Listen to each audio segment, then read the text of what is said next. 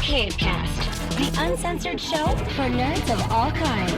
First things first, man. It's fantastic to be able to have you back and have a chat with you. It is always a joy. Just no matter what we're talking about, you are just a ball of fun always, man. But try to be.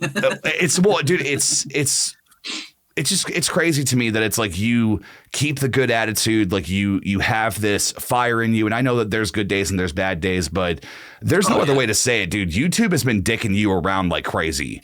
And it's been for how long has this been officially? Like how long has this time period been? Because I don't want to misquote you. It was March 2023. It's 9 months. The reapplication, is that what you call it? The reapply section of the thing is in my fourth time.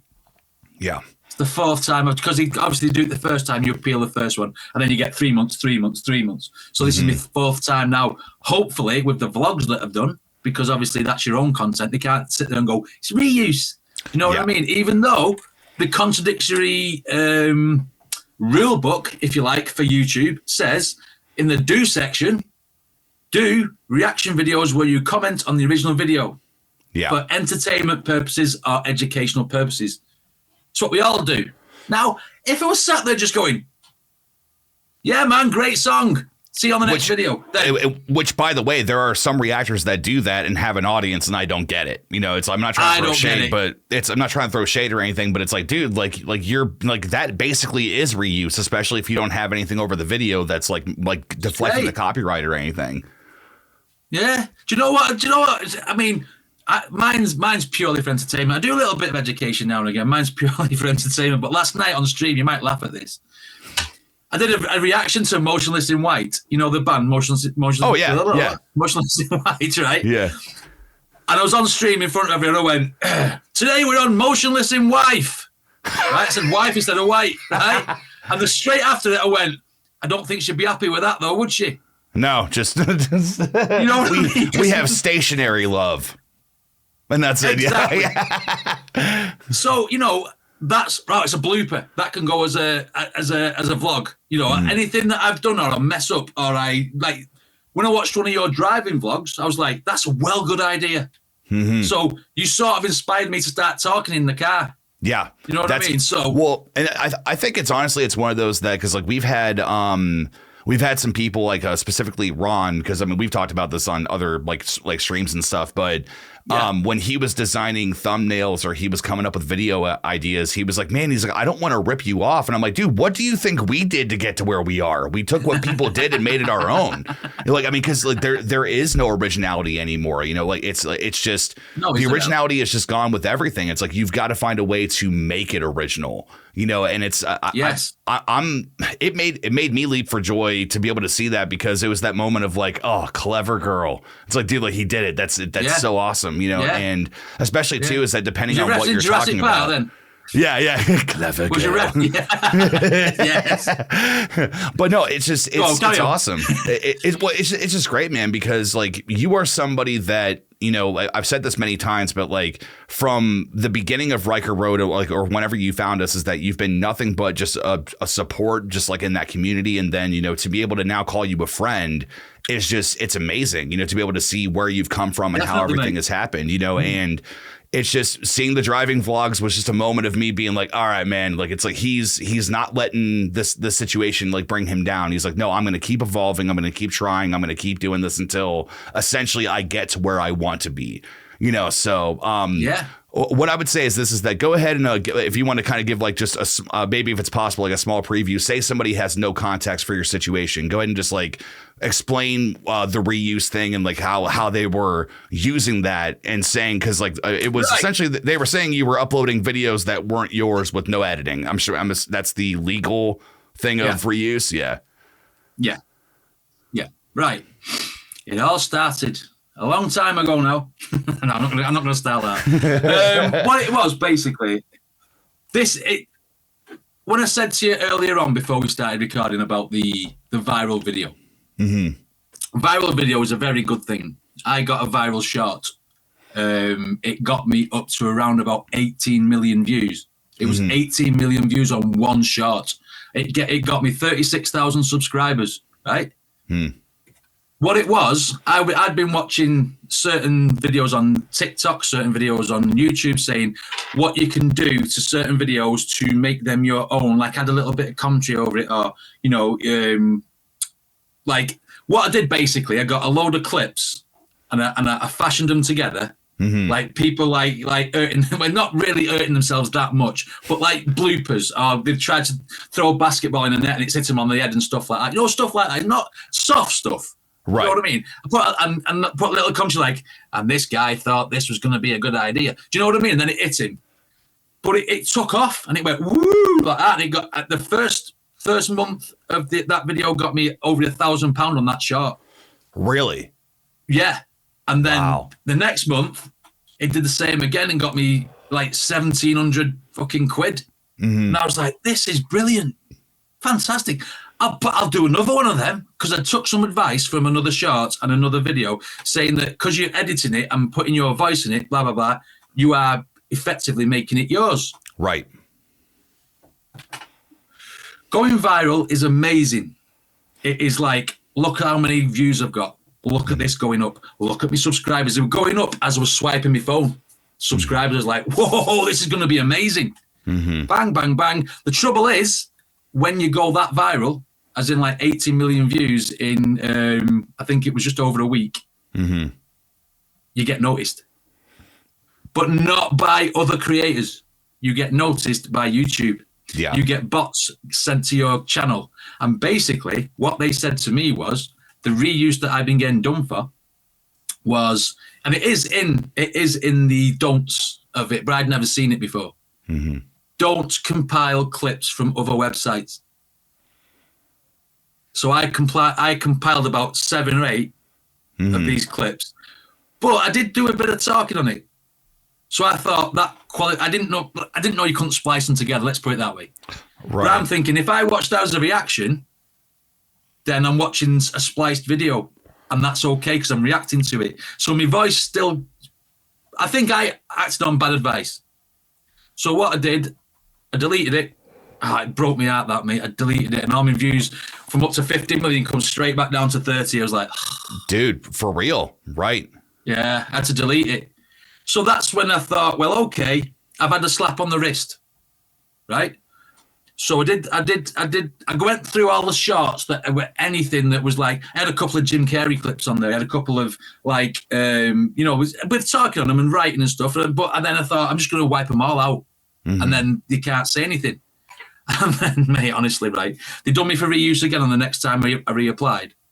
And I was like, what? So I asked the question, like, what is this? Why are you saying reuse? I pointed their rules out about you can do a thoughtful summary. I said, all them clips that I put on for shorts have gone.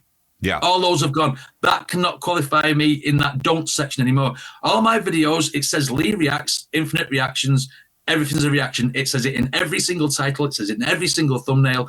I say, it's in today's reaction on the fucking video. Right. You know what I mean? It's a part of your formula. It's swarmed. It's swarmed with reaction. You know what I mean? Every single video is swarmed with reaction. And even in the description, today's reaction is, do you know what I mean? It's all reactionary. So basically got onto Team YouTube on Twitter because people were saying that if you get onto Team YouTube, they will, look at it. At this time, they already said I couldn't have it done for another 3 months, so I had to wait another 3 months. So then I got the reuse again, and I'm like, what? How am I getting reuse all the time? So I reached out to Team YouTube before I appealed the latest denial. And they went, let's take a look at your channel. Blah, blah, blah, blah, blah, blah, blah, blah. 2 days later, you're getting done for copyright infringement. I was like, I said, well, if that was the case, if I was getting done for copyright infringement, why does it still say reuse and not copyright infringement? Right. And they just went, you are getting done for copyright infringement. I said, well, let me show you something. So I took a picture. Now, you must have seen this yourself, Cal. If you've reacted to a K-pop band, because these are the best examples of it, you're not getting paid for that. Absolutely because not. It's K-pop. No, JYP and Big Hit, they never give you any money. You do it because people have, they've got a fan base who watch it. There's people who will subscribe just for the K-pop, so you've got to keep them happy as well. Otherwise, basically, you're just taking the subscription and then just saying, we're not going to put any more stuff on. So you take the hits and the time just to put K-pop on, so they'll see it. But if you hover over the monetization setting where it's got the red X through it, yep, the red dollar sign, it says the owner allows this to be used on YouTube but not monetized. You must have seen that hovering over it. Yeah, well, I think that what's interesting about all of this is that, you know, like I get it to an extent, is that, you know, because I would get frustrated back in the day, like when I would make lyric videos, like, because my thought process was always like, look, man, like, this is a fantastic band. They should get something better than something that's made an iMovie. You know, so like it allowed me to be creative, you know, to have fun with it. And I remember I would get so angry when they would block my video, or like I would get copyright. And a good friend of mine was like, look, dude, he's like, as long as you are uploading content that is not yours, it does not belong to you. You know, so there was that moment that I kind of had to check myself, where I was like, well, no, like I'm not altering anything. I'm only, you know, adding a level of immersion into this art. So it's like, you're changing the video, basically. Right. So but when it comes to reactions, is that it's like, no, man, like it's in federal law, like under subsection yada yada yada, like we have it in all of our videos with everything, you know. It's to me it's interesting that it's like, okay, like if you're not going to pay us, which I get, because that, like, every record label is different, especially if you're in like Korea, Japan, whatever, is that they follow different laws. Like, you know, they have their own set of things. But in the same hand, there should be no reprimanding on a channel because you're doing anything. And especially the splicing of clips and everything, is that we have reacted to TikToks. We've reacted to different things. I commented on one of yours. Right. And it honestly makes me wish that, like, I mean, we wish this anyway, but it makes me wish that we had the 1 million subscribers on both of our ends, because, like, to be able to have a gangster move like Markiplier did from one of his buddies, where it was like, hey, you took away his video and everything. It's like, when are you going to take care of me too? Because I did the exact same thing. Oh, well, then YouTube panicked and was like, oh, well, I guess it's fine then. You know, so it's because we're smaller channels. Yeah, it's the fact, it's like, you know, being able to give us like some kind of way to be able to break through that, to be like, nah, man, if you're going to do this to him, then you should be doing this to everybody. And it's not a motive to want to destroy the reaction community, but it's more so the thing of like, no, dude, like, fair needs to be fair. That's like that's just how it should be. Like, at the most, the reason why you're not making money should be because none of your videos are monetized, not because your partnership got fucking pulled. Like, that's the thing that honestly, I mean, I know how much it pissed me off, and it's not even my channel, you know. So like, it was that moment of like looking at it where it was like, dude, like, first off, like, you're not just fucking with a fellow content creator, you're fucking with one of my friends. Like don't do that shit. You know, but no, it's mind blowing, especially because if they're going to say that splicing clips together is something that's not allowed. I literally made a Last of Us video a few weeks ago that took from many different trailers, from many different sites that are on many different platforms, and put a voiceover over it. And it was considered a video essay. So it's fine. So it's like where's the line? Like where's the line? Where is the line? Where can we draw this? You know, so it's just, I don't know. It legit makes me lose sleep sometimes, because I'm doing mental gymnastics of like, how is this even possible? They came to me and went, the line is a dot to me. Like, it keeps getting further away. This line, every time I try and reapply, it's like, so this is why I try to do all the vlogs and stuff. Do you know what I mean? And one of the other things that really, really, really fucking annoyed me about it is because I think I told you about this in talking to you anyway. I think I did last time as well. Is when I thought, well, I'm okay this month, because they dropped me in the shit. YouTube, they dropped me in the shit really big, right, big time. Because I thought, because you said that you were about to quit your job, right? Yeah, I had £2,000 in me AdSense because of this YouTube short. I thought, well, at least I've got that to tie me over while I build the other channels up. And when it comes to payday, they wiped it, left me with £33 from the other channel, and I'm like, I'm in the shit. I've got a mortgage. Can you imagine if I'd have took that step and like quit my job? Dude, I would have been I want nothing more for you than that, like to have that, but thank God you didn't. Like, thank God that leap hadn't been made completely yet. You know what I mean? Because like, we've talked behind the scenes, like, of, you know, different things and stuff and how that got shaped up. But nah, dude, like, that was just like, dude, that wasn't just them being professional. That was a dick move. Like, and they knew full well what the fuck they did. You know? Yeah, and that's my livelihood. That's my life. They don't care. They just go, bang, let's take the money. And the funny thing is, when I questioned them, I said, why have you taken the AdSense? They went, because you've been demonetized. I said, yeah, well, yeah, I get that. Okay, I get that. You've took the money because I'm demonetized. Why haven't you just taken the money for the video that was offending? Mm-hmm. Do you know what they said to me? We've had to pay the advertisers back. I went, hang on a minute. I was like, you've had to pay advertisers back? They went, yeah. I said, advertisers have put advertisements on my videos, whether whether it's demonetized or not. People have seen that product. People may have bought stuff from those videos because of it. You don't owe them nothing. No. They're like, nope. We've had to pay the advertisers back. It's basically, mate. They stole it. No, and I think that it's slimy as fuck that they can even get it. Like, they can find a way to like try to justify it for themselves, you know, because it's that moment of like, well, no, like we have a business to run. It's like, last time I checked, these businesses are running fine. Like, Google's the biggest corporation in the world. It connects everything. So I mean, you're telling me that like it's like a $2,000 loss for you know, whatever advertisers, which then again you have to think was that 12 advertisers and they all got a share cut of that? Did they really need that? No, you needed that. Like, dude, seriously. And you know what, Kyle? It's cost me more than that $2,000 though, because I was pulling over £1,000 a month in on my normal videos, which is why I was going to start, you know, merging away from work. Right. So I've been demonetized for 9 months. You could take that as £9,000, but it would have been growing more as well. Right. So basically, they could have took roughly around about 12 to 15 grand off me of that over these 9 months. Yeah. Do you know what I mean? That's not just like a little bit of money. No. And I'm still sat here doing the videos. Well, I guess like my question for you is that just as, you know, as a person just taking all this in and like, you know, excluding, you know, life stuff, because life is always happening outside of YouTube. Yeah. Like, I mean, I think it's that misconception that people have, because people have said it to me and Eric before, where it's like, man, like, you've got me through so much stuff because you guys are so put together, and this, and this. It's like, if you knew half of the things that were going on, you would wonder how we even made videos. You know, but so like my question for you is that, you know, like, what is it that really has pushed you forward to just like have this endurance to want to keep going after being just completely taken advantage of like that? Because like, dude, I was bitter for you, and like, and I put myself in that situation, and I personally think I would have thrown in the towel. But you've just stayed strong. So like I guess like, what is your secret, or like what is it that helps you keep going? I'm stubborn. Not only stubborn, Kyle, but I mean, Hakuna Matata, mate.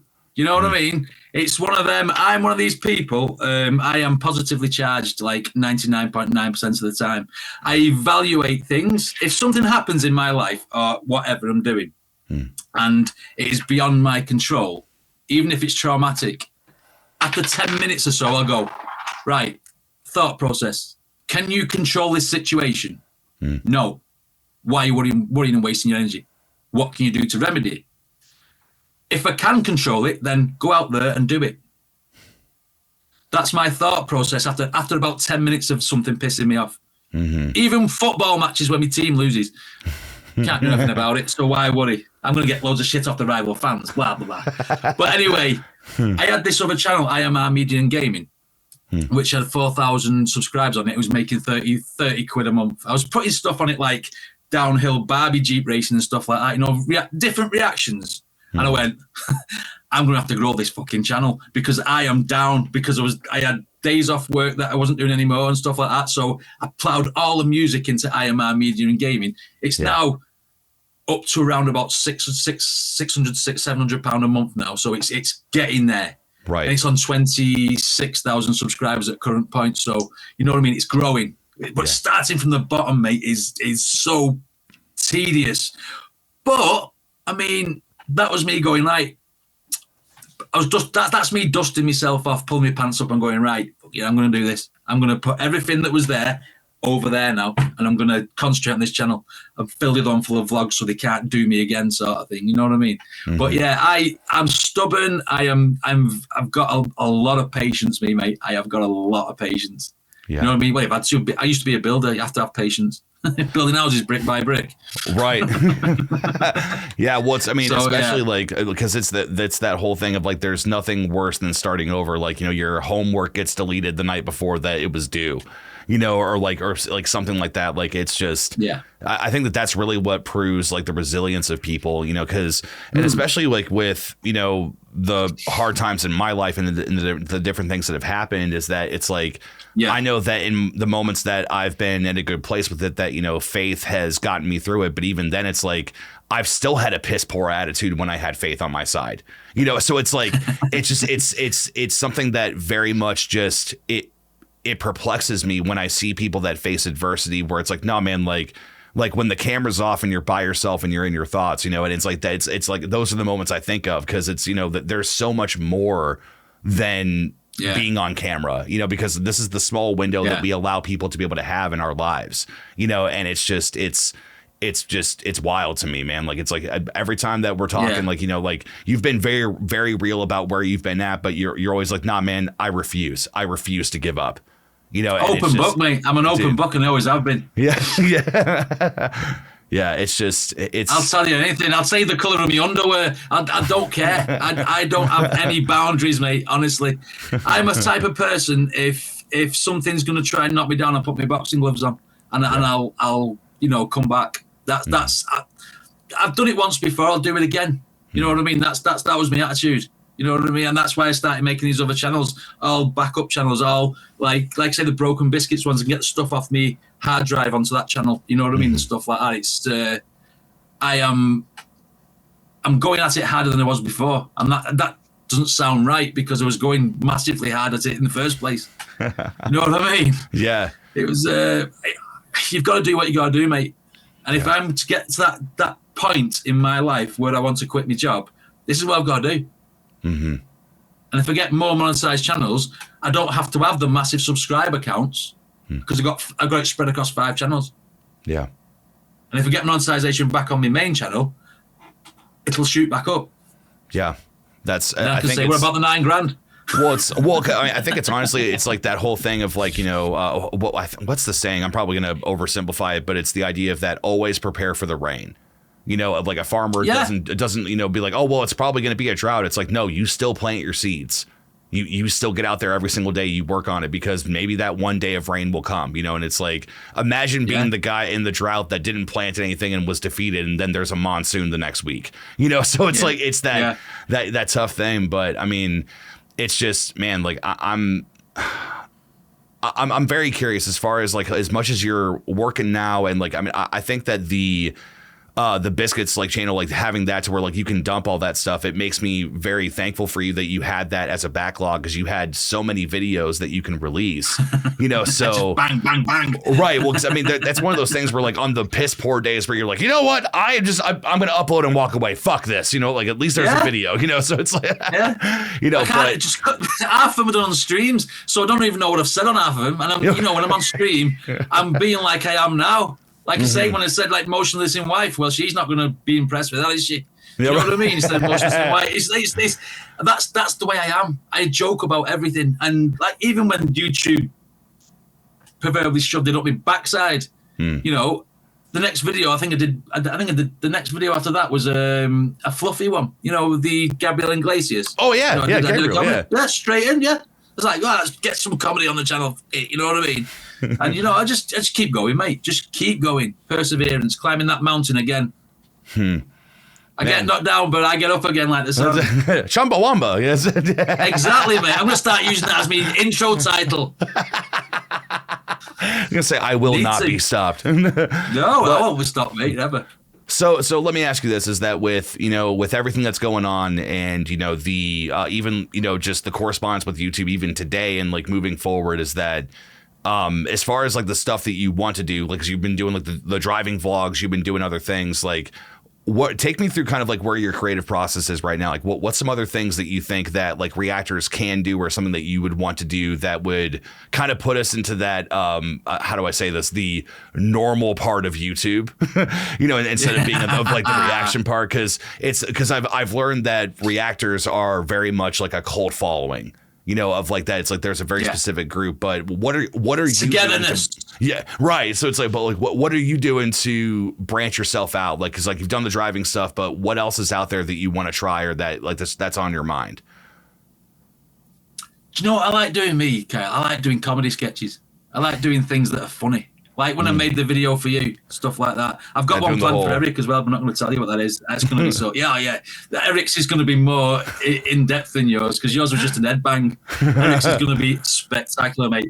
But I'm a type of person that I'll just go, oh, I'll do that. You know what I mean? Or I'll see someone go, that'll make a good video, and I'll do that. I'm impulsive. I hardly ever write any sort of script, ever. Even like.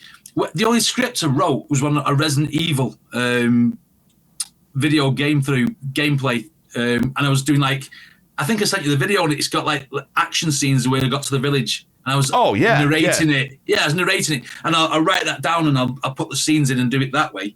But like anything that I do, I go, think of that joke, right? How can I do that joke onto a? I mean, you've not seen Best Rapper Ever from Tom McDonald's yet, so I've done a lot of that, taking the piss out of that video, and you need to do it because I can't tell you why, but I've done a lot of parodies of that, and people love it, mate. And they do, and that I like doing that sort of stuff. Don't get me wrong, I love the music. Because like you're discovering more music, and a lot of people, like you said, come to you and say, "Do you know what? I was having a bad time until you put this video on." And that straight away is like, you know what I mean? How can YouTube be demonetizing people who are bringing this sort of joy to people? Do you know what I mean? Even it's ridiculous. It's like they're shooting themselves in the foot. Let's demonetize them. Let's see if this idiot will keep making videos. Let's see. And you know what? Come on then. That's what I'm saying. I'll keep going, mate. I'll just keep hitting upload. I'll spam them. Mm-hmm. Yeah, so it's like hit me across the face with a 2x4. I'll give you the other cheek. Yeah. It's like, I heard, how you doing? So that's absolutely. Come on then. Like, just like one of them. But like when you as an influence on the driving vlogs, because when you started driving, it's like, you know what? I'm gonna have a go at that. You know what I mean? Just see how it goes. Start talking about random shit, and then you realise that by the time you finish your vlog, you've got to the end of your destination. You're like, hey, the trip was quicker. Do you know, because you've been like distracted by talking about what you're talking about, and it's like. If you see me latest, did you see my latest one where I got a bit of road rage? So no, actually, the last one that I watched was when you were kind of like doing like an introduction thing, and because I did see the road rage one pop up, and I was like, no, I'm like, this one needs my undivided attention when I sit down and watch it, because I won't lie, I actually did do a driving vlog recently. That was me ripping apart old people that can't drive. And it kind of dipped way too much into like it could be considered bullying, because I think I referred to one of them as like Gladys, or I'm like, get off the road, Gladys, or like whatever. So because I was telling Eric about it and I was feeling so good, and I'm like, yeah, this should be a lot of fun. And then I rewatched it, and I was like I don't know, I might do it, I don't know, but like.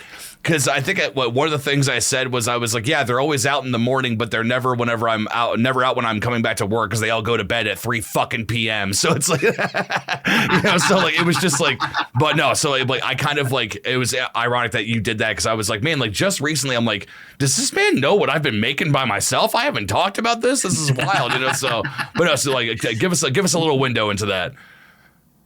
Well, basically, when I watched your driving vlog, the thing that pricked my ears up was you talking about the chicken and the egg debate.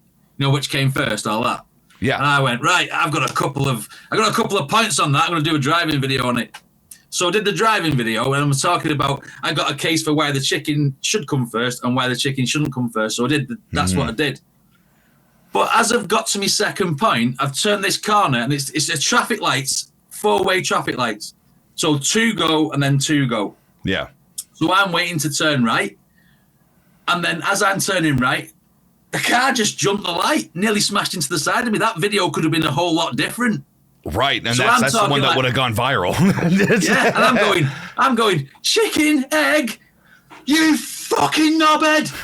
You jumped the fucking and I saw it on the camera, mate, and in the mirror going, you fucking knobhead! And I'm like, honestly, mate, I let go.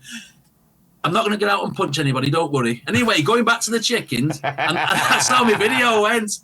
That's it. So you need to watch the chicken and the egg video, mate. You'll love it. God. But like I say, the inspiration, when I saw you doing the driving, I thought, well, that's a different angle. It gets me out of the studio. And, you know, I'm always driving my car anyway because I do it for a job. Yeah. So I thought, well, I'll do a bit of driving here, there, and there, and I'll think of something to talk about, and I'll just talk about it. And it, like you say, it feels like therapy for some reason in the car. It does. It does. Well, because what I've actually done is that I tend to do them on my lunch breaks. So like when I'm driving around, because I get like an hour for lunch or whatever. So if I'm going to be coming home anyway for something, it's like, well, I'm like, it's a, you know, however long drive, I can, you know, take like extra roads and add on maybe like 5-10 more minutes if I want to. But I think I started doing those on it was actually before the campfire got changed completely to the scary stories. I would like throw them in every once in a while, and like one of them I had like I think I said like I hit a deer, where I told a story about how I hit a deer, but it was like clickbait of like I hit a deer, whether I put blood on the windshield with like, you know, a bunch of different things. So it was that type of thing. But no, it allows you to kind of like do whatever you want to, you know, because it's like your mindset changes every day, you know. So it's like some days you're just probably going to be doing like more funny, jump cutty kind of like, you know, like insanity things. But then some days you can be more serious of like, nah, man, like I'm not in the mood, or like, nah, man, like this happened. This is how I'm working through it, you know. And it's because like it's to me, driving vlogs are kind of like the Wild West. Like that's kind of how I found my spark again for like not making other content, because I've been making other stuff, but it was the idea of like getting out of the studio and having that camera on you, you know, because it's very difficult for me to make vlogs just because I'm so soaked up into what I'm doing, where it's like by the time I would have made a vlog, I've been working on a scary story till 1 a.m. and it's like, well, now I'm not going to vlog now. I got to go to bed, you know. So, but it's just it's been really cool, man. I love that you're honing that in, man. It's so good. Yep. The funny thing is that when I first started doing YouTube, and I started doing little skits at the beginning of videos. It starts on Falling in Reverse. So like, you know, like where he'd be like, what's that song where he says, I'm shitting in Pampers. You know, is it Alone? I think it's Alone. It might be Alone. It's been a while since I've listened to Alone. Yeah. So basically, mate, at the beginning of that video, the next video after they did that, I'm sitting there in my car just going, and then I pulled the nappy out and went, I'm shitting in Pampers. Do you know what I mean? And I do stuff like that. Yeah. That was my mentality. And but one of them was the Drugging Me is Reimagined. Mm-hmm. And I did a bit of a parody on that. But I was singing it while I was driving. Do you know what I mean? So that's technically my first driving vlog, which was 4 years ago, but I never picked it back up. I just did a little bit of a funny song with a couple of pictures and then forgot about it. It's only like, say, when you sparked off doing yours, I was like, oh, that's a good idea. You know what I mean? And then I got me phone holder, blah, blah, blah. Away you go. I'm gonna do some more, just, you know, just to keep it fresh and keep it, like I say, it's good therapy. You vent things out. I'm not going to start talking about YouTube on those driving vlogs, mate. I'll end up in Timbuktu. Yeah, right. Seriously. 3 hours later. Look at YouTube. I just want my partnership back. it's like that type of thing. I'm in $9,000. I'm in $9,000. I could have bought a new car. I'm gonna cut what it's like. You know what I'm actually waiting for is that now the odds are out there that it could happen to either of us while we're doing it, but I'm waiting for the day that either of us gets pulled over while we're doing a driving vlog. I'd send the camera to the policeman. Say something for YouTube. License and registration, sir. You're no fun. You know what I mean? Well, there was a friend of mine a while back that he said that when he got pulled over by a cop that his speedometer was actually messed up, that when he was at rest it would be at 10 miles per hour. So when the cop pulled him over, he went, "Do you know why I pulled you over?" And he's like, "Well, was I speeding?" And he went, "Yeah, you were going 80. He's like, "Well, right now my speedometer is saying I'm going 10. So he's like, I don't know if the cop laughed or not, because I've heard that if you can make them laugh, that it's a good way to get out of a ticket. But I've never had to or never had the pleasure of doing that. Every cop that's seen me hasn't been happy to see me. So it's like I've been speeding or like sneaky in this country, mate. They're sneaky. They'll send you a letter through the post saying you're getting points or getting fined. I'm like, don't get pulled over anymore. Really? So it's probably because you don't get. In case you offend them, probably. Oh my! Well, it's like, so is it one of those that they just like monitor you and like where it's like they can like then fine you later? Yeah. So it's like they have to pull you over. Yeah, I mean, if you start driving like that, I suppose they're gonna pull you over. Like he's gonna drunk or drug driving or something like that. You know what I mean? That's different. But I mean, I needed the toilet one day, and I have IBS, and so I had to get there quickly. And I went through a speed camera, didn't even see it because I needed to get to the toilet. Right. And the fucking letter beat me home. You know what I mean? I got it's like the very next day it was there. Oh, Flo, what's this? £60 and 3 points. I was like, But you know what? At that time when my bowels were in knots, I'd have paid that anyway. You know, just to get rid of it, the feeling and stuff. Because once you have like bad stomach cramps and stuff, you know, you'd do anything to get rid of it because it's not nice. Yeah. But I mean, I just eat healthy now, so it's one of them. Yeah, I'd say it changes up the entire process. Yeah. I think don't ever get IBS, mate. I think it's funny too because where it's what was it that I think it was a TikTok where that guy's like, I gotta fart real bad and I gotta shit real bad and if I fart I'm gonna shit. And he's like, there's only two outcomes to this and they both involve the fire department. It's that sounds like a Jeff Dunham joke. That because I think it's one of those. Like, I've always imagined it like the horror of like if you did get pulled over.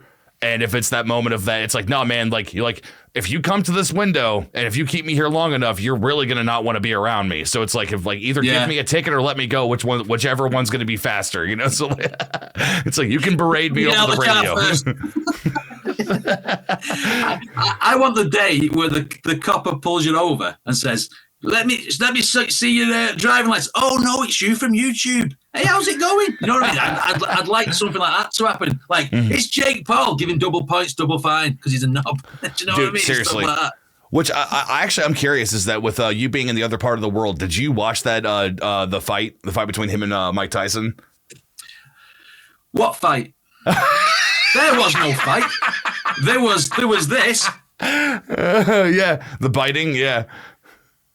Do you know what though? You could see it in the first round, in the first 30 seconds. Mike Tyson tried to take him out. He was throwing bombs, and then Jake's obviously had a word in his ear saying like, you know, the script, mate, the script. You know, I think the ego came out of Mike Tyson when the bell rang because he has an ego, doesn't he? When he's got an alter ego where he's like an animal. Yeah. I think the bites and the gloves are stopping him from whacking Jake Paul because there's a few times he pulled the punch back like that as he went to throw it, and it was like scripted. Jake Paul's never beaten Mike Tyson. No, and the thing is too is that I don't claim to be somebody that follows, you know, UFC or boxing or anything, but it was still one of those that, you know, like for a while, it was something that I heard many people talk about, you know, specifically Eric, where he was like, dude, he's like, if he calls out the wrong person and you know, he gets into a ring with them where it's like, no, like there is no script. You pissed me off, you know, like that type of thing. Yeah. So my thought was like going into it, because I remember very vividly because I was like, all right, this fight's on. It's on Netflix, which of course, you know, streaming, if you were even lucky enough to be able to see anything. Yeah. But I remember just sitting there and just waiting for something to happen. And I kind of had it wasn't scripted. Yeah, because I had that moment. I'm like, is this how normal fights are? This is why people love boxing? What the fuck? You know, but many people were like, no, dude, this was like completely off the beaten path. But I don't know, that it makes me ashamed that I'm from the same state as the Pauls, you know? So because I'm like, I promise you, we do not condone them. I don't buy Prime. I don't do anything like that. I don't do that shit. Like none of that. It's just, those are the people that should be famous. No, he shouldn't. I mean, he's been calling out a boxer in this country called Tony Bellew, if you know who that is. Heard the name, but I don't know anything about him. Yeah, he's from Liverpool, but he's a guy who cannot be bought. He's one of them people that if he's going to fight you, he's going to fight you. He's not going to say... He basically said, I'll fight Jake Paul for free. Do you know what I mean? Because they said, I want to put him on his ass. Because he would. Because they call him the bomber. They call him, the only person who's beat him, I think, is Alexander Usyk, who's beat everybody. Do you know what I mean? So if he fights Tony Bellew, Tony Bellew's gonna hurt him. God, I hope big so. time. I'll pay for it. Seriously, like I'm not one to wish pain and discomfort on others, but there are just some people that need a good punch in the face to learn something, and even then they probably won't, like because it was so glamorous and just so like just extra, like because what was it like his suit like or the thing that Jake wore was like what like $1 million or something that like of his shorts and like his robe. Mate. It's like, dude, like you're gonna sweat and bleed. Well, no, you didn't bleed all over it, but it's like you're supposed to sweat and bleed all over it. Like, dude, just wear some gym shorts and go take care of business. So it's why don't you actually fight him? Do you know what I mean? Instead of tip tapping. The script, Mike. The script. You know what I mean? Mm-hmm. He's like, Mike Tyson did that for $20 million. I can't blame him. Sure, but they should have a rematch now for nothing. Yeah, so I just want to see a good old fashioned street fight, but that's just me. I know that gets into weird territory, but it's like do it with no gloves on. Yeah, right. I would fight Mike Tyson with no gloves on, mate. Not a chance. Well, the thing is, like, it's always that joke of that. It's like, would you take $1 million for a full force punch in the face from Mike Tyson? Yes. And my first thought is, well, yeah, because half of that will go to medical bills, and I'll still have $500,000 left. So it's like like to reconstruct my face and brain. So. Well, we've got NHS. I'd get the $1 million. I'd pocket it. It'd be fine. Just it. I mean, like, hit me whatever you want for $1 million, mate. You know what I mean? You can fuck your monetization then. Don't need your monetization. I've got £1 million. What do I need to be begging YouTube for? Yeah, that's just, oh my God. It's because even like I heard this is true. And I think it's something Eric said, which I need to do my research to know if it is. But like Mike Tyson was so out of his mind that he wanted to teach a gorilla at a zoo some manners because he felt like it was looking at him wrong. He wanted to fight a gorilla. And so that is a real thing. Yeah, he was trying to pay the zookeeper $10,000 to fight a gorilla. To see how he would do it. That wouldn't have ended well for Mike Tyson. I know he's aggressive and he's tough, but a gorilla is a different animal. Mm-hmm. Yeah, that's because it's that moment of. In other news, Mike Tyson was ripped into 4 pieces today at the Akron Zoo. Yeah. Like it's. And then Jake Paul stepped in to knock the gorilla out. Yeah, do you know what I mean? I swear, if he was the one that saved him, I'd be fucking pissed. So it's like I would, mate. I'd stop watching YouTube. What did you say again? Paul. I said if Jake Paul was the one who was the savior, I wouldn't watch YouTube again. Oh yeah. Oh no, God no. He's a savior of nothing. Well, because it's especially too is that it's like there are people that I think that are opportunists that it's either that they show up at the right time or that it's like they get away with things, like they either play like the victim mentality or things like that, and it's like I think it's another frustration of just like, from what we've experienced with content creating where it's like there are, it's not just you included, but it's like, I mean, there's like, it's everybody. Like, man, that there's tons of people that are making really, really good things, and they're putting their heart and soul into it, and they're not getting noticed, whether or not it's like the algorithm doesn't want to push them or if it's, people, don't want to give it a chance, because I've been that guy that I have severely judged YouTube videos before I've clicked on them, like when I see certain thumbnails and stuff. But sometimes you click on one that has 200 views from somebody you've never seen before and you go, dude, this guy is 100,000 quality. Like, it's like, he's got it. Like, great what's video. The deal? So, but it's just, and then you'll get a deadhead reactor doing nothing. Yeah, right. See you next time. And he's there with his 200,000 views and you're like, yeah, why? I mean, sometimes it questions whether the people are watching the person or just the video. Mm-hmm. Yeah. Do you know what I mean? They just happen to be stuck into a loop. Think. Yeah, I mean, personalities of people who do it. You need a good personality. You need to be engaging. You need to have like the banter. It's all right with Riker Road's really good because you bounce off each other. You know what I mean? Single reactors can't compete with that sort of reaction because you've got two of you bouncing off each other. So you've got two differences of opinion. You've also got the joking with each other. You know what I mean? Mm-hmm. Depends on how much Eric's had to drink in the early days. Stuff like that. You know what I mean? And anything comes out of your mouth and there's two of you. You know what I mean? With one of you, you've got to do it by yourself. And you've got to be entertaining while you're sat in a room with nobody. Do you know what I mean? So I suppose it may look a little bit more forced unless you're actually really into the song. Mm-hmm. Do you know what I mean? But like say when you got two of you, you can sit there and if it's a stupid video, you can sit there and rip the piss out of it all night, and people will love it because you're having a laugh and a joke. Do you know what I mean? Yeah, I have to sit there and rely on Motionless in Wife. Stuff like that. Do you know what I mean? Well, I think it's interesting because I mean, some people are just special. Like, because again, it's like when I watch your reactions, is that it's not just because you're funny and entertaining, but also because like you pay attention. You see details, like you're calling stuff out. Like I think the way that I've described it before is that if you want to be a good reactor, be the annoying guy that talks during the movie. Like it's because like you'll be interacting and like your audience will realize that like because again like you're thinking it, but your thoughts are not being processed out. You've got to have a way for that to be able to escape. So it's like no, like make the grunting noises, make the stank face, do all those things, But it's playing with the double people thing, man. Like I've often wondered on like if Riker Road had gone differently, like if it was just me or Eric, like if that if that was the cards that we were dealt, how it would have gone, because I know for a fact that it's like doing a reaction by myself. I can't even fathom that.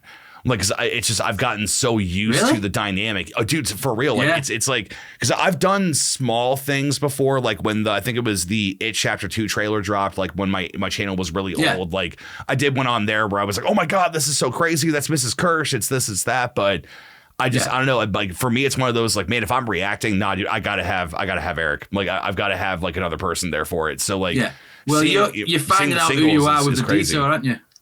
What's that? You're finding out who you are with the detour. You're finding out who you are and what your audience likes, if they like you, on your detour channel. Yeah, because that's you.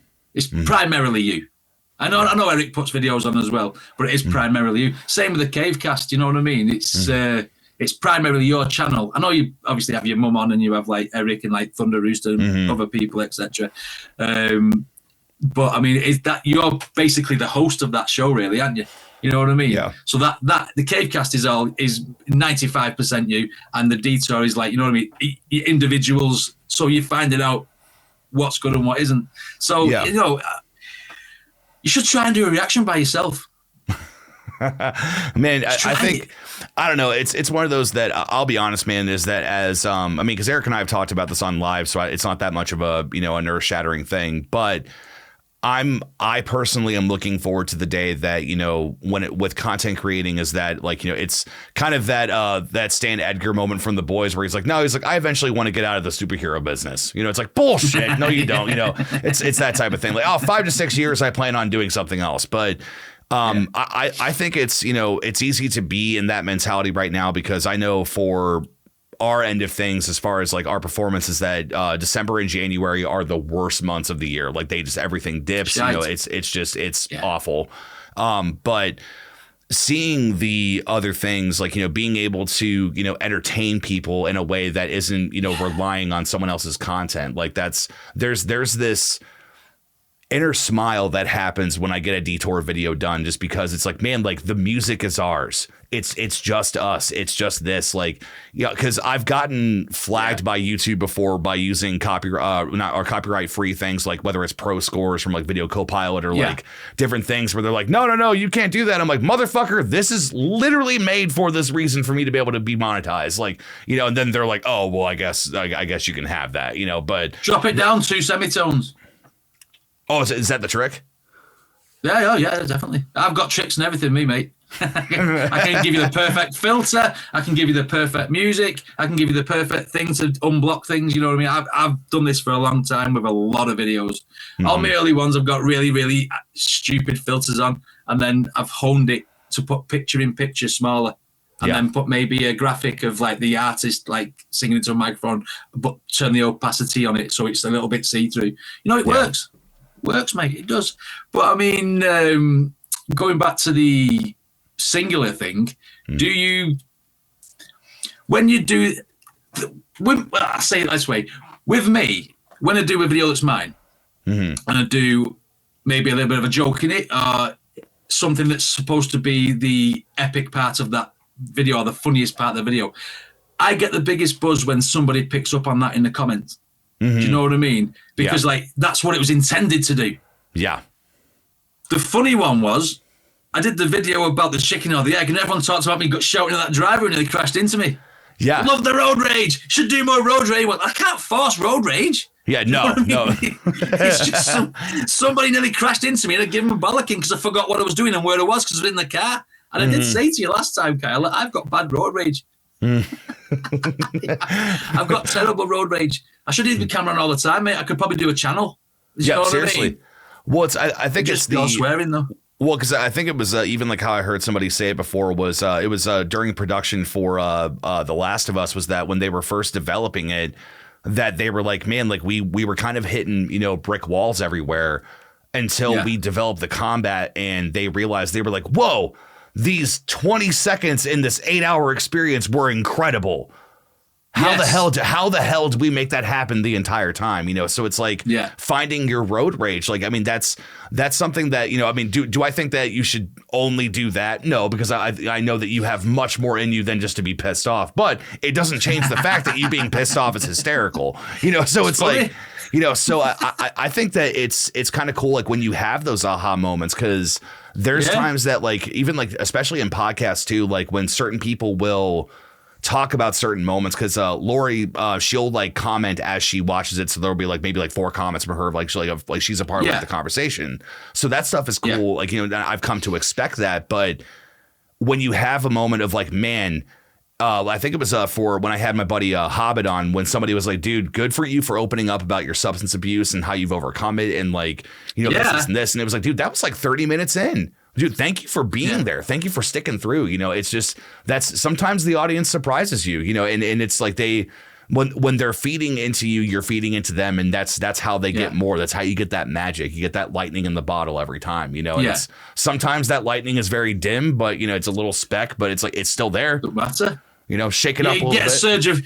You get your surge of power when someone nearly crashes into you. Do you know what I mean? And that's where you get your eureka moment. You know what I mean? I mean, I treat your Cavecast videos like audiobooks because I don't necessarily watch them, but I have them playing through the stereo in the car while I'm driving around. So I'm hearing everything you're talking about. It's still getting you the view, and it's it's like I say, it's like listening to an audiobook, and it passes the time because I'm listening to like points of view on this, or your mum talking about this, or Thunder Rooster talking about that. You know what I mean? And it's interesting. And Eric getting mad. I tell you what, one of the best ones, I had to stop the car and rewind it, right? Because that one where you was talking to him about the demonetization of my channel, and then Eric went, "That fucking pisses me off." And I was like, hang on a minute, I need to fucking see this. Send it back. And then I watched that section again, and he's like, YouTube did this, YouTube did that, fucking back. And it was just like, that's funny. That's one of the moments, because Eric was just being himself, weren't he? You know what I mean? He just forgot what he was doing, and the rage came out for a second because he knows what YouTube's like. And that's I suppose that's like my road rage thing. When it just spurts out to you like that, when you're not even rehearsed it, it's just like, that's the beauty of your Cavecast channel, I think, because it's unpredictable. Yeah. And it's good. It's good. Listen, mate, I'd listen to a lot of your videos. And they you know what I mean? That's huge, stuff. man. That's what it means a lot, man. Just because like I remember starting it, in the basement, which I mean, that was like kind of the only man cave area of the basement. My life was very, very different at that point, and that was essentially how Eric and I escaped, because I didn't want to be around the person that I was living with at that point. And, he was also coming out of a situation that he was in. So like, we really were kind of like the dynamic duo to like, kind of like look at life and go, no, fuck you, you move, that kind of a thing. Venting, but, there was, I think I got a little bit of a window into like what an audience could be, was that a friend of ours, his girlfriend at the time, she popped in to go take a shower, and he's like, I'm sitting in the living room watching TV, and he said, the next thing I know, I hear you and Eric talking. Yeah. And he's like, I'm like, what the hell? Where's that coming from? She was listening to it in the bathroom while she was getting ready or ready for bed, essentially. Yeah. And audiobook style. Dude, and that was the first time that I was like, man, like we were nothing at that point. Like we had no audience. No. We were just, putting stuff out there, but hearing that, like it made my entire week. It was it was such an awesome thing to hear that. And it was like, man, like I get chills like when people talk about that, because it's like, yes, like that's what I've been honing for. That's what I've been hoping for. I've been honing that in, and I think it also like it depends on the people too, because, I mean, Eric and I have talked about it this year, and we have some very interesting goals of like what we want to do and how we're going to change things up. Yeah. And, the way I told him was, I said, look, man, I don't necessarily have a problem with you and I having a conversation every week, but in the same hand is that I still want to be able to keep it fresh enough that way we have like, no, man, like let's have Leon once a month. People, let's have Rage on. Yeah. Actually, let's get everybody in here and have like a full like Zoom call and just have, like Calamity, like, because it changes it up, because and then I can go Rage like when he fucking writes Lee. Yeah. God, he gets so crazy with those comments. With Rage. I know it's that's it, because once you start going in, you start talking to other people. You get a bit of a rapport with the different people you talk to, even though it's over text and stuff. But you still get a bit of rapport. You know what I mean? And it's good. And if you get one where all of us are talking, mate, that'll be a good episode. I think that'll be a really good episode. That's honestly, you know keep doing what you're doing. Well, because I think it's cool, man. Just because we've been able to meet some just like incredible people across the board. And truly across the world, because I mean, having it's like you being on the same edge of the world of like where Mike is, and also like John being like from Ireland, and then our buddy Tom being from Virginia, where it's like we're kind of all over the place, but we all connect in the same way. Yeah, and it's awesome to be able to have that. Like I love YouTube for that, and that's one of the things that I guess you could say keeps me going, is that it's like, the days that like I've wanted to quit, or the days that I've just not felt it, it's like, nah, man, I never would have met Lee. I never would have met Mike. I never would have met, the love of my life. I never would have met Rage, or I never would have met, like, it's kind of that moment that you have to take a step back and go, nah, man, like this is good. Just this doesn't feel good right now. It will eventually. And it's I know for me, where it's like I can get stuck in that so easy, and I'm just like, no, but fuck this. I'm just gonna stare at a wall tonight because fuck them, So it's like, because I don't want to deal with YouTube, So do you know what, Kyle? Right, if you did a video of you staring at a wall for 15 seconds, I bet someone would watch it, and I bet someone would watch it all the way. I'm telling you, because that's all these other reactors do that don't say nothing. Do you know what I mean? It's like. Yeah, right. Dude, subscribe. It's like, do you know what I absolutely love about creating your own content? I absolutely love the fact that when you've uploaded it, it just says copyright none. Oh, dude, it is right up there with doing heroin, dude. It's so great. I can leave it. I can leave it to go. I can walk out the room while it's uploading, because I know it's not going to get anything. It's just. I also like, do you know what? I also like the growth between 1 and 1,000 subscribers, and I got more of a buzz out of that than getting to the 100 mark. Yeah. Because when you see 1 subscriber, 2 subscribers, like when you get to like thousands, 1 subscriber is like starts feeling like a failure. You're like, where's the rest? I want some more. But when you're trying to get to that first threshold, it's like, got 2 more today. 5 yesterday. Do you know what I mean? And it's like it's I'm nearly there. You know what I mean? Then you get there, it's like, what now? 100,000. Oh, for fuck's sake. Yeah, right. And you start doing that. Well, I think it's interesting, man, because like I know that because I don't know if you have this too, but like there is a point of like complacency that you can get when you get to such a high subscriber count, where like you start to think to yourself, because like I hate saying it like this, but when people ask like, why we don't do certain reactions or this or that, where it's like, guys, like I hate saying it, but like only 1,000 of you showed up, like out of the entirety of our subscriber count. But dude, like you're right, that there is nothing like hitting that first 1,000, like especially too, like across the channels that we have, is that like I've hit that threshold 4 different times, but it was also different situations for each one, where it was like one was a 10-year slow burn where it was like I finally made it to 1,000. Then Riker was like when we did music where it just blew the fuck up. Shut up. For the Cavecast, actually a big shout out to our buddy Brent. He was on a live stream. He's a bigger content creator. Like he does mainly like TikTok stuff and everything, but he had so many people in his live stream where he was like, guys, go over to the Cavecast and subscribe to them. They have their hours. Just get them their subs. And it was like I kept refreshing it, and it was like 200, 300, 400, 500, 600. I was like, whoa, what the fuck? The power, like, this is crazy. The power, mate. Dude, it's I've had many different ways of hitting that threshold. So it's like for you to be able to have that and still have that cool buzz going on, man. Like that's just it's fifth channel coming, dude. I love you know what I mean? It's like I'll say exactly how many it's left now. Right, I'll refresh it on live if you can see it. It's on 971 at the minute. Yep. 973. What up to? Hey, 27 to go. Dude, do you want me to make 27 accounts so we can go and get that threshold crossover for you? You do 26, I'll do another. Dude, put it out too much. You know what I mean?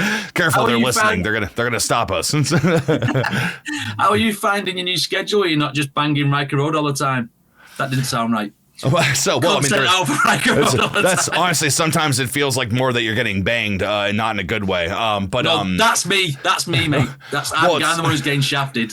Go on, sorry. No, it's one of the reasons why I want to slap him purple. But we had to something had to give. Because it was it was the idea of like we knew we could do 7 uploads on Riker, but it just kind of got to the point of like, man, like I'm tired, I'm not healthy, I'm not in a good headspace. We have efforts that need to go elsewhere, and it was a really good kitchen talk night. We were standing, just like in front of the whiteboard, in the kitchen area, just like kind of like figuring things out. And usually what I'll do is I'm the one that has the marker, and I'm kind of like writing things down. Like when Eric says something, I'm like, I like that, I'll write it down. And we may never even come back to it, but it's like, no, the idea's out there. And we kept coming back to looking at just like the week in itself of like, okay, there's 7 days.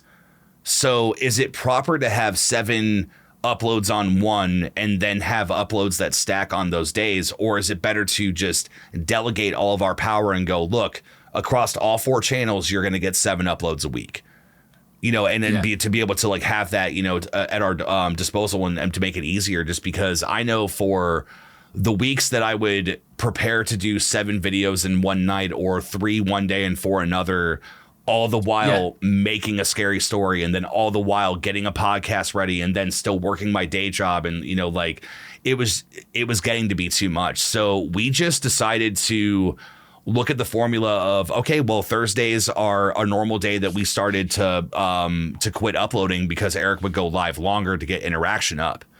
So it was like, all right, well, Thursdays is already open, so let's make sure that's a Detour video day. And so then it was kind of like, okay, well, Detour, we know we probably can get 2 videos out a week. That seems feasible. Whereas there's no way in hell that I could do 7 scary stories in 1 week. Like that's a nightmare. No. So it's also because I have a disease of more whenever I'm making one, just because it's like if I'm listening to the edited narration with all the characters and things where I'm like, nah, man, I'm not in this mine shaft right now. I need to add dripping water. I need to add this stuff. So like I can stay stuck on a story for a while, and I'm currently stuck on one right now because I just need to finish editing it. I've also got VFX. I've got sound effects that are no longer licensed that I've paid for. And it's a bunch of shit. But I do very much get lost in it. So I do that. Honestly, it's one of those that I actually have a couple of big projects that not only do I want to get you involved because I can't do a proper British accent because I come out like Russell Brand way too much, where it's just too comical. So but it's cool because like having these talented people around me, like it's because even like Rager, like he's actually fantastic at doing impressions. My friend Christina is actually a voice actress. Crystal, she's moving up here and she actually has expressed interest in wanting to read off stuff and do some different sound effects. She was actually in the last scary story I did that was Mr. Scraggly. She's actually in okay. It was kind of funny how it happened because I remember being or thinking to myself, I'm like, all right, well, I need a kiss sound effect, and I want it to sound seductive, or I need it to fit the moment that this thing is pushing out. And I was bucking on it. I'm like, man, I can't act one. I can't pitch shift my voice. So mind you, she's at a hotel somewhere because she was traveling for her job at that time. And I said, hey, I'm like, can you record something on your phone for me and like act like you're kissing me on the cheek? And dude, she was a trooper. She gave me like 5 different takes of like, all right, hold the phone here, now hold it here, now hold it here, now hold it down. Like, give me some like different frequencies. And so it was just, so it's like knowing that it's like she very much just wants to get it right, you know, where it's not like, is it like, we're not done yet? Like, no, she's like, no, like I'm like, what do you need? Let's do it. You know? So having that at my disposal at home is going to be really cool to see like the cool stuff that we can create, you know, and getting everybody else involved. My buddy Luke actually has a story that has, I think, oh God, what is it? I think it's 10 characters that I want to make sure that if we do it, we're like, no, every single person is played by somebody different. You know, and it's like putting together a really incredible just audio just experience where it's like, no, it's not just, oh, you're in this space. It's the sword came down and it just missed you by your left ear and you can hear that coming past you or something. You know, like it's it's that 3D audio, you know. So, but it's just having fun, man. So it's like getting to spread our wings a little bit and do something different because as we've been saying, man, it's like when you don't do reactions and you do something else and you're just making it yours, like there's nothing that makes you feel more alive, you know, and that it's like, nah, man, there was nothing and I made something, you know. When you make a video that's your own, you appreciate it more than making a reaction video. Mm-hmm. That's the way I look at it. Do you know how I read your situation and I sort of knew that you was going to start like dropping off with the videos? Because I watch like most of your content. Obviously, the reactions, I can only watch the ones that I've done. Correct, right? Recommended, etc. Yeah. But I get the way I read your situation is, I think Riker Road is the biggest pressure. Yeah. Out of the whole lot, because you both have to be in the same mindset. You both have to be geared up to do the video. Mm-hmm. And you've got to work together and be at the same place at the same time, and that's a pressure because sometimes it's like, man, we got to record tonight, but I'm going to be late. Well, you know, stuff like that. I can imagine that happening a lot. Now, I think the scary stories, that's your enjoyment, that's your entertainment, that's your pleasure. It's my bread and butter, dude. I love it so much. It's your bag. You know what I mean? It's what you love to do. I think the detour is like, where are we going today? Oh, I'll tell you what, we'll film that. We're going to Walmart. Let's just do a bit of a vlog. Mm-hmm. And I think that's like I think they're not quite throwaway videos, but they're like, well, where are we going today? Oh, I'll tell you what, we'll do that. Well, we'll film that then. Yeah. And I think that's what I feel like. And I feel like your Cavecast is how you vent it all out. Mm-hmm. Yeah. Is that quite accurate? No, that's a perfect assessment, man, because there's been times that on the Cavecast that we've talked about, you know, very, very serious things, you know, like, because we're both very protective of our personal lives, you know, of like not going too deep, of like, you know, look, not every. I don't give a shit, mate. Right. Well, it's to me, it's like, because it's one of those like my apprehension is that I don't want to be an Onision. I don't want to be somebody that posts his relationships all over, and then there's a breakup video and like that kind of dumb shit. But like, but like the Cavecast, like we've talked about, you know, mental abuse. We've talked about, you know, different, you know, things that have been very hard to get through. Like even there's an old Cavecast video that I'm not sure if it's even still public, but we talked about being alone. And, you know, the fact of that, you know, like him and I both were like, no, man, like we would much rather be alone than deal with any bullshit, you know, like, because it's like, at least I know the bullshit that I bring. But we were also very different people at that point. You know, so it's like the irony now is that it's like, you know, no, like we both have significant others. We both share our lives with, you know, many, many people like in our immediate 150, you know, so like it's just it's been kind of cool to see that. But you're right, like venting that out like that, like Cavecast essentially is kind of like therapy. You know, it's the fact of that it's like there's no editing. So like there is kind of that that scary factor that it's like the ums and things aren't going to be removed. But in the same way as that, I want to see people unedited. I want to know what you look like when you get frustrated. I want to know what it looks like when it takes you 10 seconds to think of your thought. You know, I love that stuff, you know, but that's. Watch me driving when we get pissed off with that driver. You'll see me getting frustrated. Do you know what, though? I had an idea to do a vlog and I was going to do it. And then you took your bloody video down. That one where you said like, is this the end? I think it was called or something. Oh, like we're that. done. And you started talking about the monetary values and this, that, and the other. You want to get, you see, it's still a business. You want to get paid by. You started getting a load of negative comments in the thing, and I saw that. All right, I'm going to make a video, and I'm going to stick up for these guys, and I'm going to, put clips on it and do this, that, and the other. And I got into the computer the next day. It was like, where's the fucking video gone? That was couldn't do it. What's funny is actually we've not really talked about it. In an upload, I think we've talked about it like here and there on like some lives and stuff, but ultimately I think it's like the thing of that. So a lot of people have asked us like, why did it get removed? And the first thing to understand is that it got removed because it got removed. It's like that kind of aspect of like it was shocking like to get that kind of response, because we have said the exact same things on live streams. And we've been we've said way worse things, on live streams. And that's when we kind of realize where it's like, man, like our live stream audience compared to our upload audience is apparently very different on how they interact with things, or maybe I'll tell you why that is. Yeah. I'll tell you why that is. When you put a live stream out, people only tend to watch your live stream while you're live. Not many people really go back and watch it as a live stream, because it's in a different tab in a different place. Now, you put a video out saying this is the end, and you talk about the similar sort of stuff, then all of YouTube or all your subscribers then hone into your new video. So they're all watching it and rewatching it and watching it. Well, why has he said that? Why has he said that? People take it out of context. People start saying, they're just being greedy, they're just doing it for the money. Well, yeah, of course we are. Do you think we're going to sit here for hours a day and edit and do it for nothing? Well, apparently I do. Yeah. Apparently I do on the main channel. That's a different story.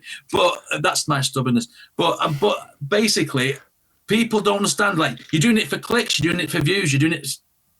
What else do we do it for?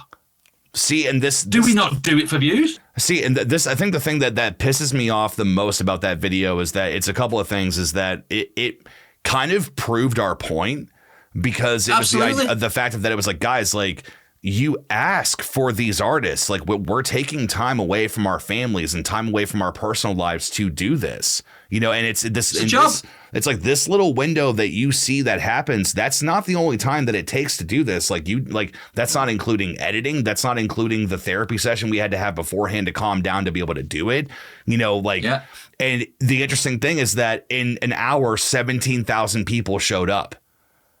Yeah. And that was the moment I'm like, okay, so you won't show up for the artist that you've asked for, but you showed up for this one video and then got pissed.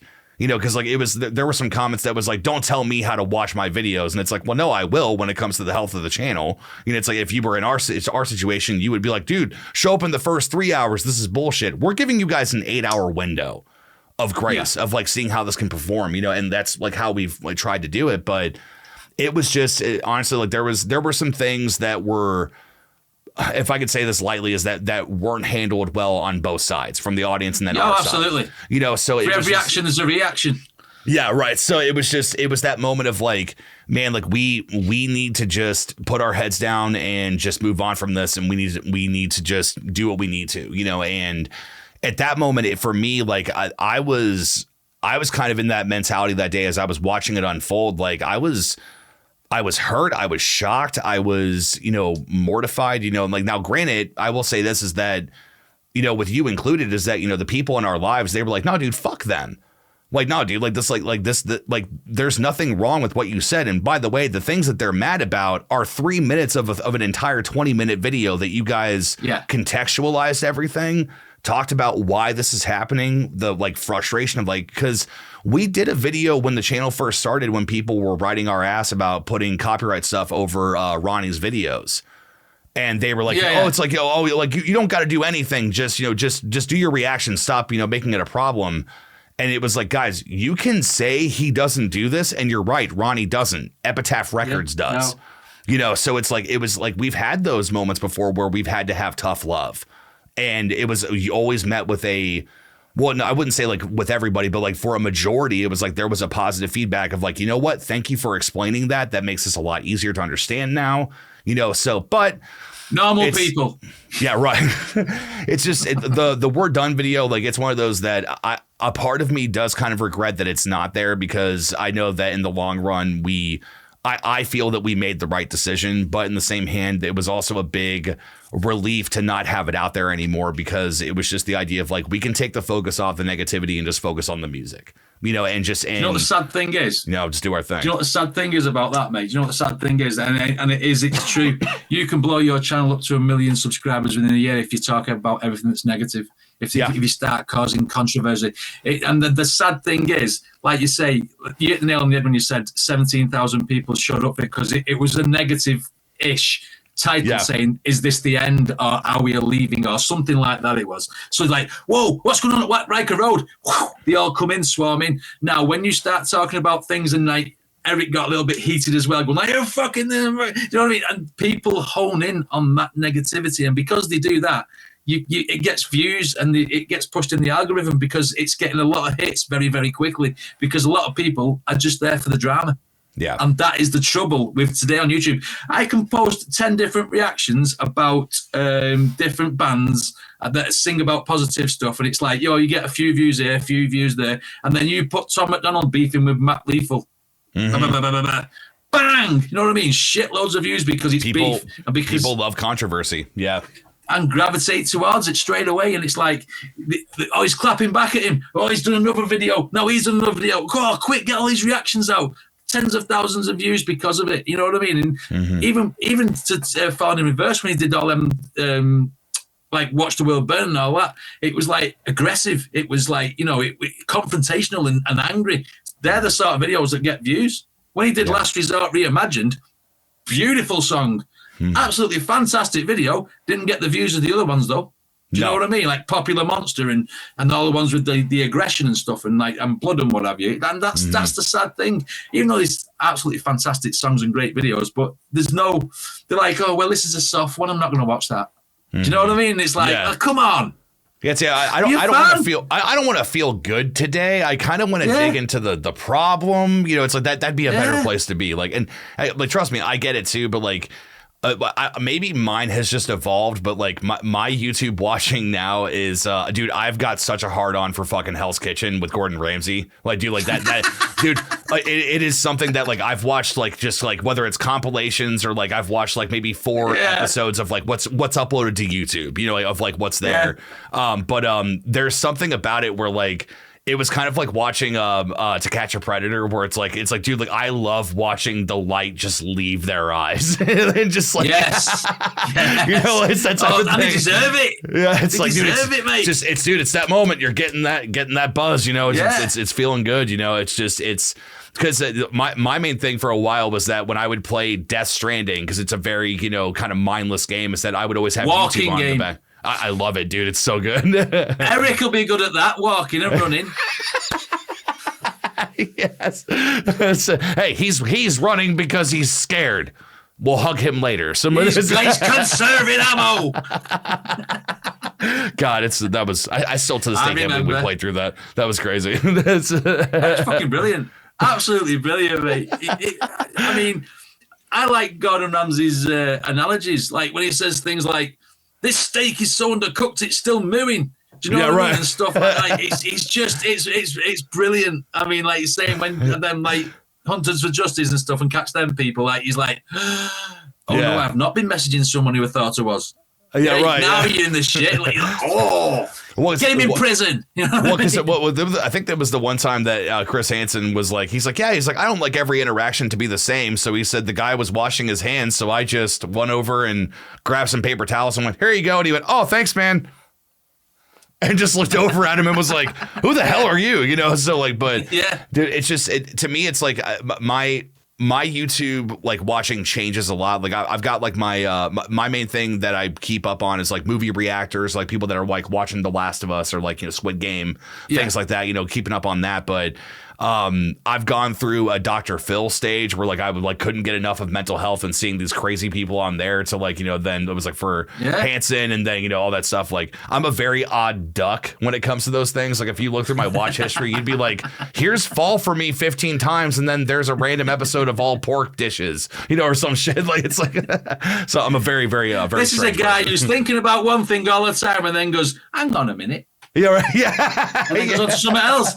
That's the beauty of YouTube. You'll start off watching like Falling in Reverse, and by 3 hours later, you're watching a pelican eat a pigeon, and you're like, dude, for real. Where did that come from? For real. Where did that come from? I got to know, have you ever ended up, well, actually, let me preface it with this, is that I remember I just one night I just followed the suggestion box where I'm like, you know what? Let's see where YouTube takes me. And I can't remember what the video was, but I scrolled in the comments and the comment was, shit, I'm in the weird part of YouTube again. And it's or it's like, I don't know, like some like Russian dude just like punching pavement and it's bloody. And you're like, how is this even on here? Like, it's just nuts, you know? Yeah. It's, you'll get them comments that say, I knew this was just one video too far for my watch time today. It's stuff like that. It's like, I knew I should have gone to bed. Do you know what I mean? Instead of watching this damn video. That's enough internet for today. It's that type of thing. Yeah, that's another one. It is.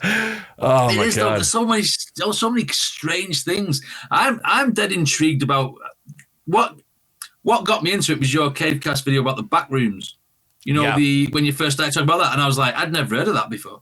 Oh, really? Okay. That got me into watching like Backrooms video for the Horror Channel and stuff like that. And I was like, can you imagine being stuck in there? That screeching thing coming at you. You know what I mean? 1 minute you're walking down the street, next thing you're here. What?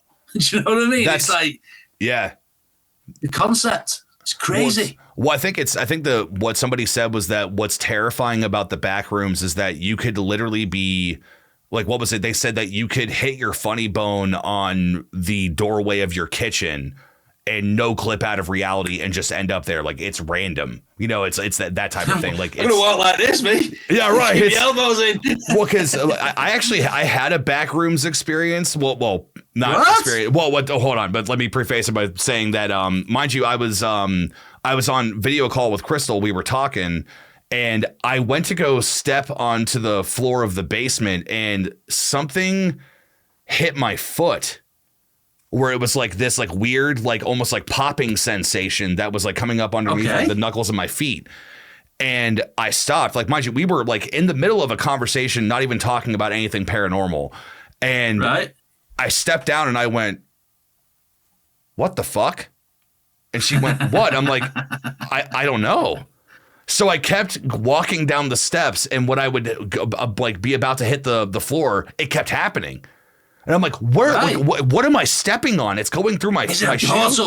I'm like, she's like, don't fall in. I'm like, well, no, I'm not gonna. The Backrooms aren't real, but like, so right now I'm kind of like, well, are they? I don't know, but no, it's what I found out was that the sole of my shoe had an air pocket. So, but again, logical explanation. I try to debunk things. Like I'm a big believer in the paranormal, like, you know, like of all facets and everything. But again, what I try to do is that, you know, just because I believe doesn't mean that every noise in my house is a demon. You know, it's like, no, like the house is settling or different things. But when you have things that you can't explain, like I've had some things happen here where I'm like, I don't know what was happening there, or what the deal is, or different things. But that was just one of those nights where, like, I don't know if I had smoked too much or like whatever was going on, but it was just like, it was this weird sensation on my left foot where, like, I'm like, oh my God, I'm like, am I going to no clip out of reality? You know, like, what's going to happen to me? You know, so like, it's like, I don't want to be lost, you know? So. Yeah. Don't go into the yellow. Yeah, no. You know what I mean? It's just like, stay away. Stay away. I mean, the only Backrooms I've visited, mate, is YouTube and a butt plug. Yeah, right. You know what I mean? Shafted proper good. You know what I mean? Oh, shit. Oh, God. I'd say it was Go on. I was going to make a dumb joke. I'm like, it's the electronic one, right? It's the one that lights up. It doesn't matter. Yeah. One that moves the fucking goalposts all the time. You know what I mean? It tells you, jump through that hoop. It's not an hoop anymore. It's something else. Yeah. Oh, shit. So anyway, so you're enjoying your upload schedule much better now? Yes. Yeah. All that being said, yeah. It's honestly, I think it's a multitude of reasons, man, because like we've got a very solid group of people around us that keep us in check, you know, and it's that moment of like, you know, it's when everything comes down to like, no, like what we do is work, but in the same hand is that there are days that it doesn't feel like work, and then other days where like you could give two fucks, you know, and exactly. Yeah. Since we have pulled the reins back on Riker, you know, we've been able to be very fluid where we've actually gone a significant amount of time without recording because we haven't had to do that much, you know, to stock the week, you know. So it's like, I know my mental, I'm feeling better with it. Like I'm able to have more time to be able to do other things, you know, that it's like, you know, my nights and especially like next. Well, because the thing is too is that like I've been trying to hone into that, you know, the nights that I can do nothing. Where it's like, look, man, I know that I can work till 3 a.m. and still get up and go to work. I shouldn't do that. I need to relax. Like you need to be able to, you know, refresh your brain and like, you know, be able to go back into it, you know. And it's like giving myself that permission, you know. And again, it's like, you know, even like having Crystal now too, like where it's like, you know, she'll ask me like, all right, like, are you good to do this tonight? Like, how are you doing? Like, do you think you can plow through this? Or, you know, like I've had many moments where I've felt so good about jumping into a project for that night. And then I realized that I'm not in it, you know, and it's like, no, I need to be in it. I need to wait for the right moment, you know? I know. I understand that completely because sometimes I'm like, all right, I'm motivated. I'll do a video today. I'll do like, I block record, as you know. So I'll do like 5 or 6 videos in the morning, and the first 2 ones I'm like, I don't think they were really that good, them reactions. And then you start having a bad time. You think all the reactions are bad. You think, no, that wasn't good. That wasn't good. That wasn't good. And then the times you come in, you're like, I can't be arsed for this today. Put your first reaction on. Hey, that was a good song. You know what I mean? Yeah. And it puts you. It's amazing how your mind can change doing reactions. It's like you say, you can't predict how your mood's going to change. If it doesn't, it's crazy to me that, because like I can go in, all right, I've got 6 hours today. I'm going to get 20 reactions recorded, and I sit there looking at TikTok.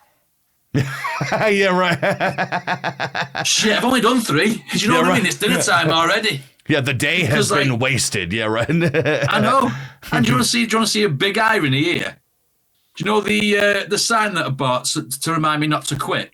Mm-hmm. Over my shoulder there. Yeah. Well, it blew up, so it quit.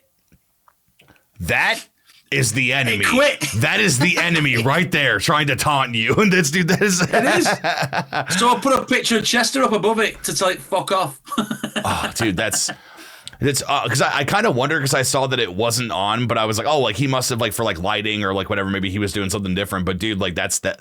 Oh my god, that's that. If that's not more of a slap in the face, dude, that's fucking bullshit, dude. That's me to turn around, look at that, and saying, I lasted longer than you. Yeah, you know what I mean? That's the old that I used, and I'm still going to use it. I'm going to keep it up there as a reminder that quit and I never. Yeah. So there's a positive. There's always a positive, mate. There's always a positive there. Dude, that's where you've got to be, I think.